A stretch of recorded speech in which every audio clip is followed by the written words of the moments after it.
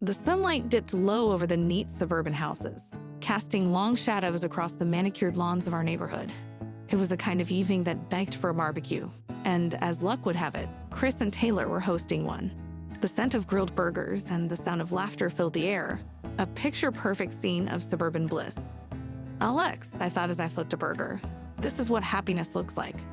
Jamie, my partner of 5 years, was chatting animatedly with some neighbors, their laughter a familiar melody in the symphony of our life together.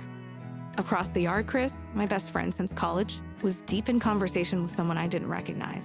And then there was Taylor, Chris's spouse, a constant yet enigmatic presence in our lives. As the evening wore on, the sky turned a deep shade of indigo and the stars began to twinkle above us.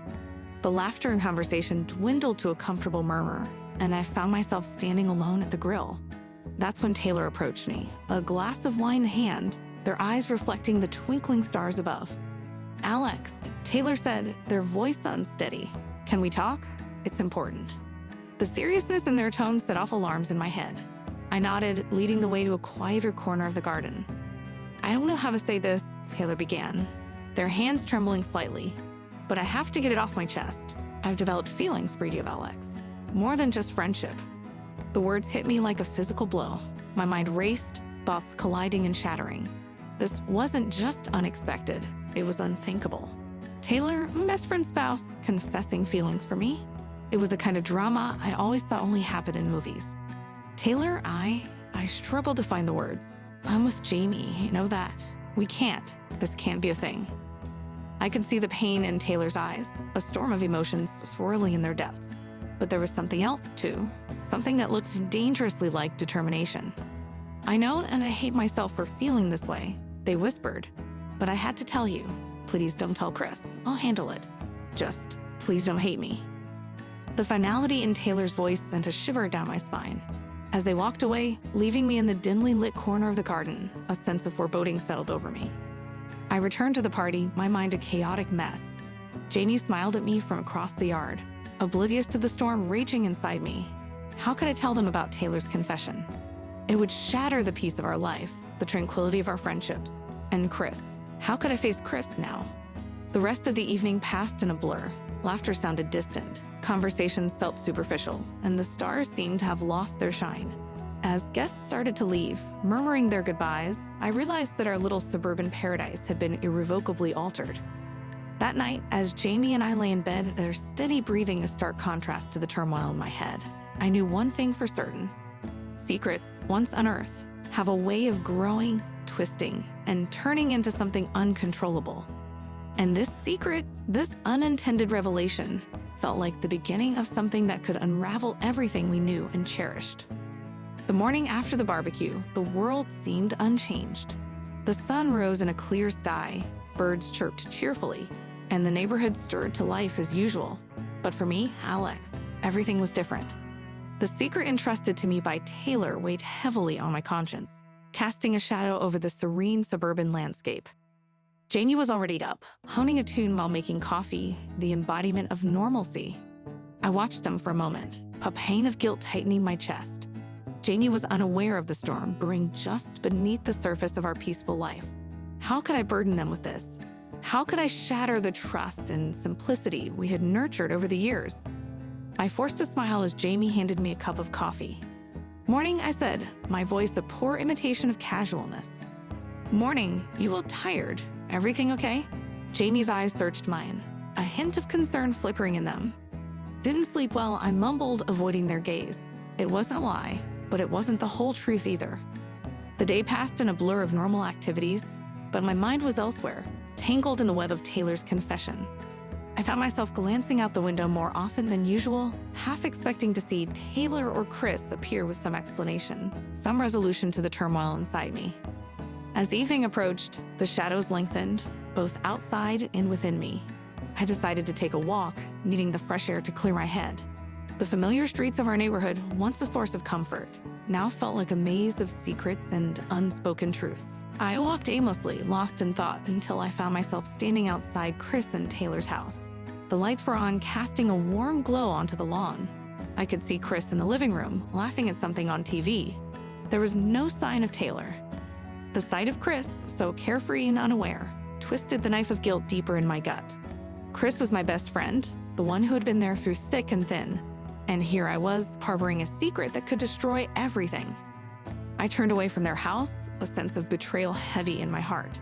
How could Taylor put me in this position? How could they risk so much for a confession that should never have been made? As I walked back home, the sky darkened, and the first stars appeared. I thought about Taylor's words, their expression of pain and desperation. A part of me wanted to understand, to empathize, but another part recoiled from the chaos their words had unleashed. Back home, Janie was waiting, a smile lighting up their face. "There you are." I was starting to worry. "Everything okay?" I forced a smile, pushing the turmoil aside. "Yeah, just needed some air." We spent the evening in a semblance of normality, but the secret lurked in the shadows, a silent specter haunting every smile, every touch, every word. I knew that secrets had a way of coming to light, and the longer I kept this one, the more destructive its revelation would be. That night, as I lay awake in the darkness, Jamie's steady breathing beside me, I realized the true cost of secrets.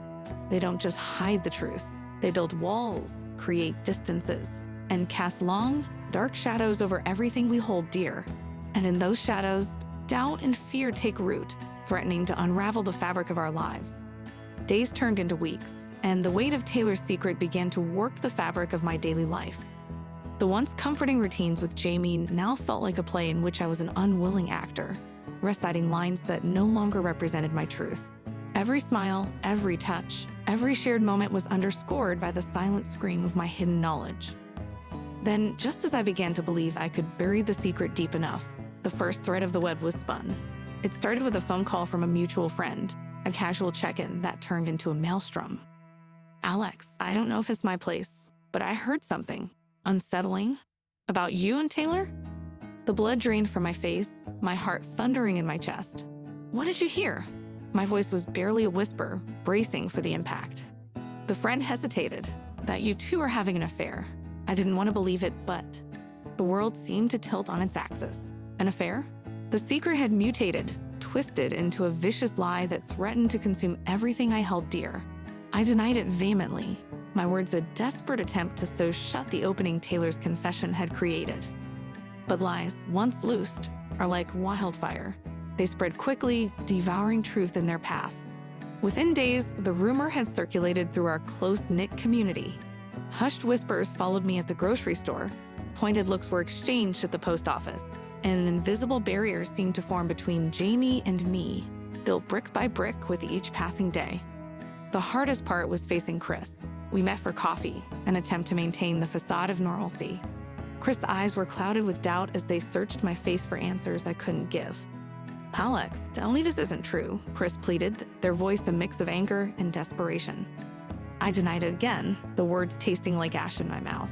"It's a lie, Chris, I swear." But the seed of doubt had been planted, and I could see it taking root in Chris' eyes.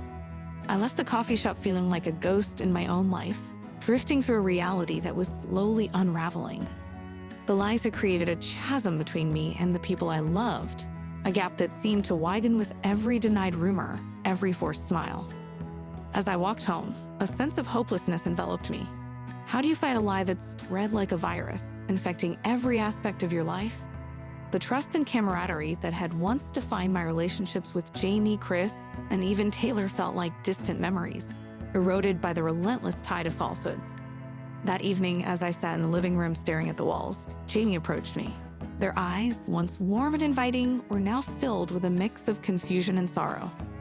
"Alex, we need to talk. This rumor, it's tearing us apart. I need to know the truth." The truth. A concept that now seemed so distant, so muddled by the web of lies spun around us. I looked at Jamie, my heart aching with the weight of the secret I carried. How could I explain without causing more pain?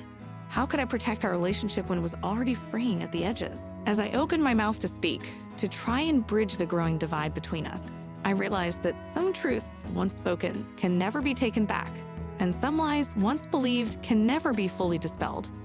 The web of deceit that had entangled our lives was tightening its grip, and I was left wondering if the truth would be enough to set us free, or if it would be the final thread that unraveled everything we had built together. The once vibrant colors of our suburban life had faded, leaving behind a monochrome world where every glance, every word, Every silence was laden with doubt. The rumor, like a noxious weed, had taken root in the fertile soil of our community, choking the life out of the relationships I once cherished. Jamie's trust, the bedrock of our relationship, now showed cracks. Their questions were more frequent, their gazes more searching. The air between us was thick with unspoken fears and suspicions. Our home, once a haven, had become a stage where we played out the charade of normalcy, each act straining under the weight of the lies and secrets we carried. My friendship with Chris fared no better. The easy camaraderie we once shared was replaced by a cautious dance around the elephant in the room. Our conversations, once filled with laughter and shared memories, had dwindled to stilted exchanges, each word measured and weighed for hidden meanings. I tried to reach out to Taylor to confront them about the lie that was unraveling our lives. But Taylor was a fortress, their defenses up, deflecting every attempt I made to break through. The person who had triggered this avalanche of doubt was now untouchable, shielded by their own guilt and fear. The neighborhood, a character in itself, had changed too. I could feel the eyes on me as I walked down the street, the whispers behind closed doors. Invitations to social gatherings dried up, polite nods replaced warm greetings. I had become an outsider in my own community, a pariah marked by the scarlet letter of scandal. The ripples of doubt had spread far and wide, distorting everything they touched. Friends I had known for years now looked at me with a mixture of pity and suspicion. Even the local barista, who used to greet me with a cheerful smile, now offered a tepid nod as he handed me my coffee. As the days turned into weeks, the strain began to take its toll. Sleepless nights were followed by listless days. The mirror reflected a stranger, someone haggard and worn, the sparkle in their eyes dimmed by the constant battle against the tide of rumor and suspicion. One evening, as Jamie and I sat across from each other at the dinner table, the silence between us stretched like a chasm. The clink of cutlery on plates echoed in the room, a stark reminder of the distance that had grown between us. "Alex," Jamie finally said, their voice barely above a whisper, "this can't go on. We need to clear the air, confront this head-on. We can't let this lie destroy us." Their words, though spoken softly, carried the weight of a final ultimatum. I knew then that the time for evasion and half-truths was over. The ripple of doubt had to be stilled, even if it meant diving into the murky waters of confession and confrontation. As I looked into Jamie's eyes, the eyes of the person I loved more than anything in the world, I realized the true cost of silence. It wasn't just about the erosion of trust or the whispers of scandal. It was about losing oneself in the labyrinth of lies and deceit. That night, as we lay in bed, our bodies closed at miles apart, I knew that the dawn would bring with it a reckoning that would either wash away the doubts and lies or sweep away the last vestiges of the life we had built together. The ripples of doubt had to be faced, and the truth, no matter how painful, had to be spoken. It was the only way to salvage the fragments of our fraying tapestry of love and trust. The morning light spilled through the curtains, casting a warm glow across the room, but the chill of the unresolved hung in the air like a dense fog. Jamie and I sat at the kitchen table, nursing our coffees more out of habit than desire. The silence between us was thick, fraught with the unspoken words of last night's conversation. "Alex," Jamie began, their voice steady but laced with an undercurrent of resolve, "we can't let this go on. It's eating away at everything we have. We need to do something." Their words were a catalyst, breaking through the paralysis that had gripped me. "What do you suggest?" I asked, feeling a mix of fear and relief. Fear of the unknown, relief that we were finally taking a stand. "Legal action," Jamie said firmly.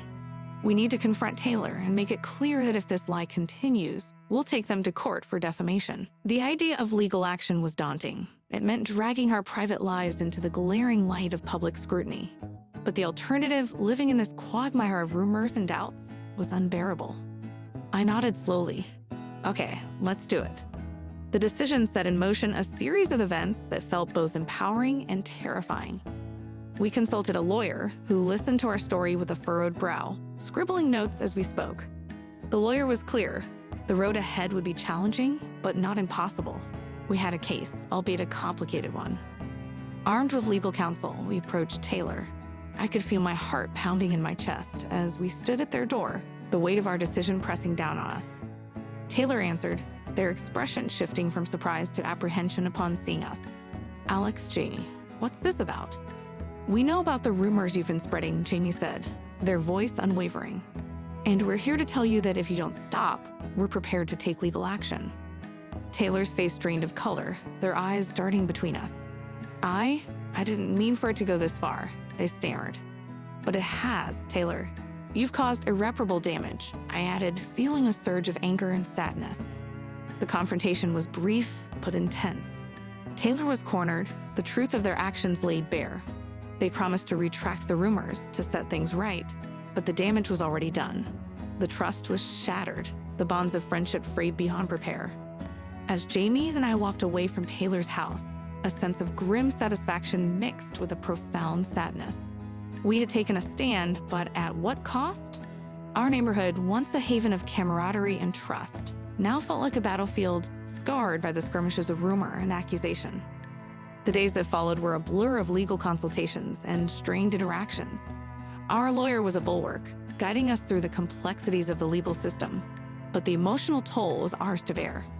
Each night, as I lay beside Jamie, I found myself grappling with a myriad of emotions.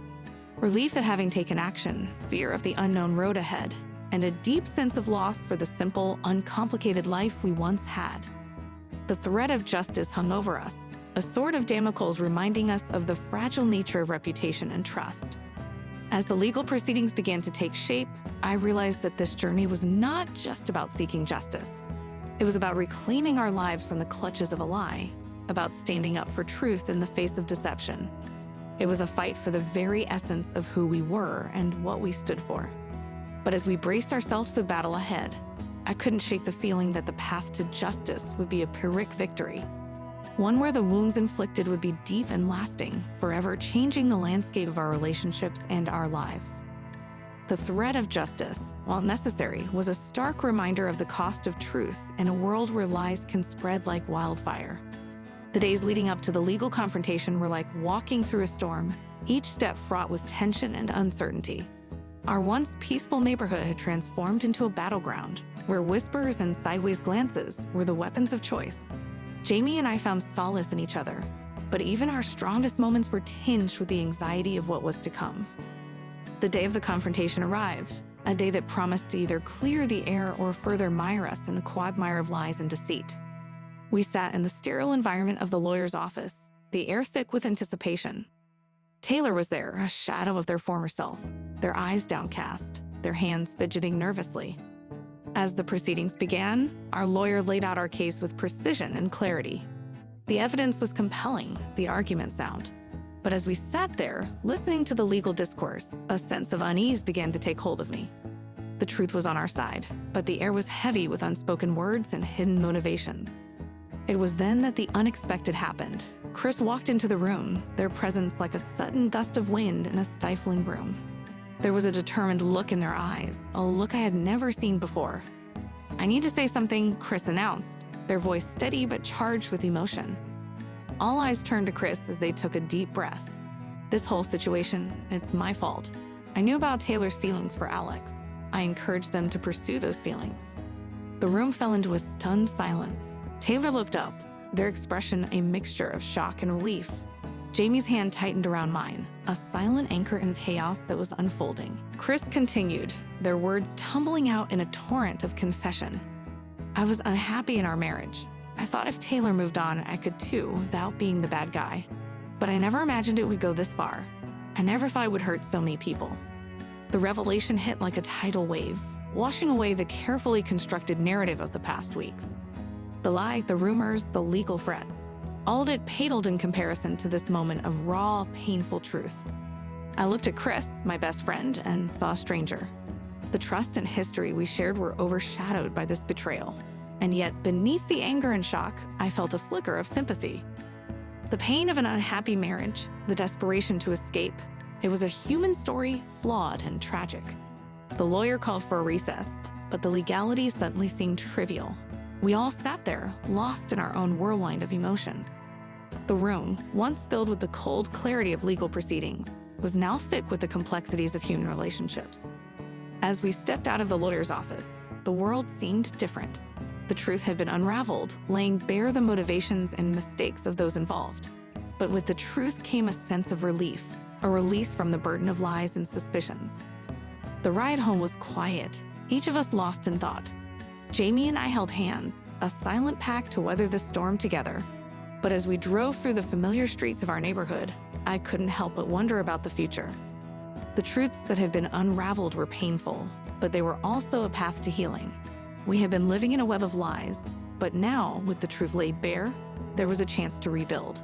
To rebuild our relationships, our trust, and maybe, in time, our community. But the road to healing would be long and fraught with challenges.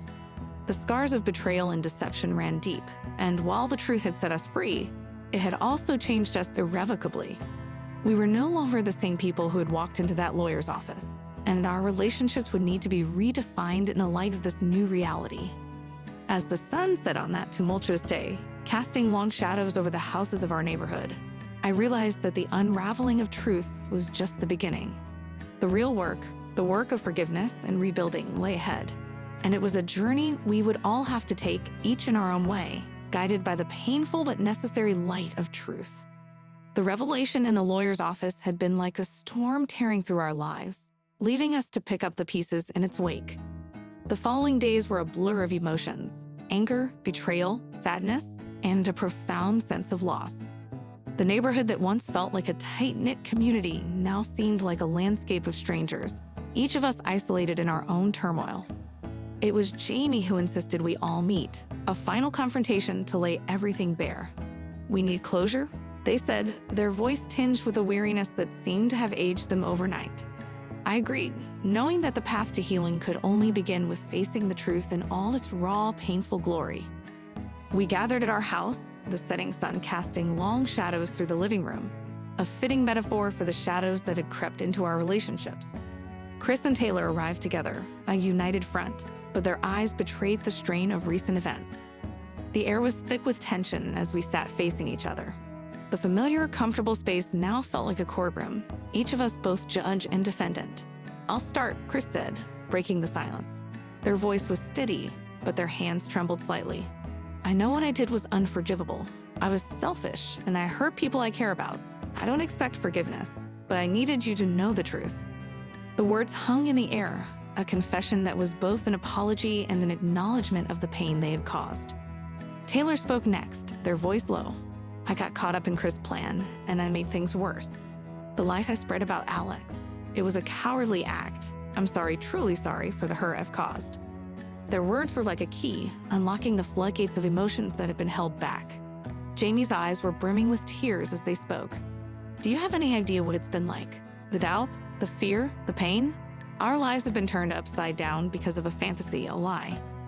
The room was filled with the sound of raw, unfiltered pain, the kind that comes from deep betrayal.